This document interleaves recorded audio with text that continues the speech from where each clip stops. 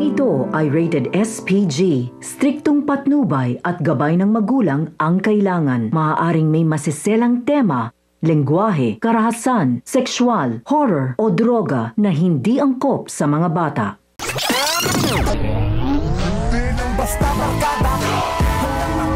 Matapos niyang maglayas ni Marites dahil mas pinili ni Rigor si Lena kaysa sa kanya ay tila tuluyan ng nawasak ang pamilyang matagal na niyang gustong mabuo.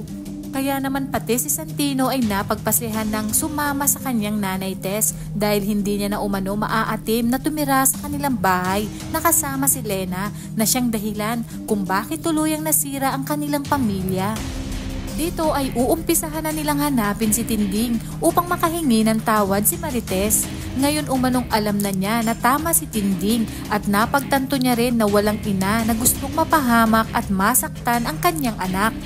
Kaya naman ngayong wala na siya sa poder ni Rigor ay ipaparamdam niya na nga kay Tanggol ang lahat ng kanyang pagkukulang. Sa awa ng Diyos ay nalaman ni Tess kung saan naroroon si Tanggol sa tulong na rin ni Santino. Sinabi kasi dati ni Tanggol na agad niyang ipapaalam kay Santino kung saan siya tumutuloy.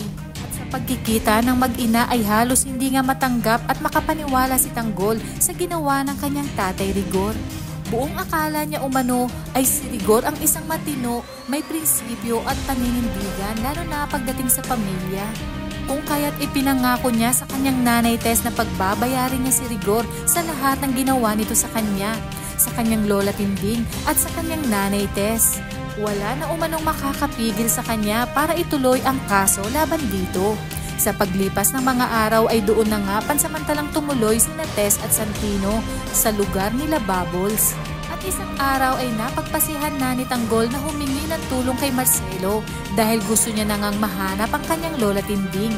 Tinawagan naman si Marcelo at pinapunta sa mansyon ng mga Montenegro. At nagkaharap na sila ni Senyor Pacundo. Hindi na nagpaligoy-ligoy pa si Tanggol at sinabi ang kanyang sadya. Handa umano siyang gawin ang lahat ng ipapagawa ni Senyor basta tulungan lang siyang mahanap ang kanyang lola Tinding at masampahan ng kaso si Rigor. Sa isang pambihirang pagkakataon ay habang naglilinis si Noy ay nakita niya si Tanggol. Agad niyang tinawag si Tinding upang ipaalam na nasa mansyon si Tanggol at kausap ang Senyor. Masayang sinalubong ni Tinding si Tanggol at niyakap kung kaya't nalaman ni Senyor na si Tinding pala ang hinahanap ni Tanggol.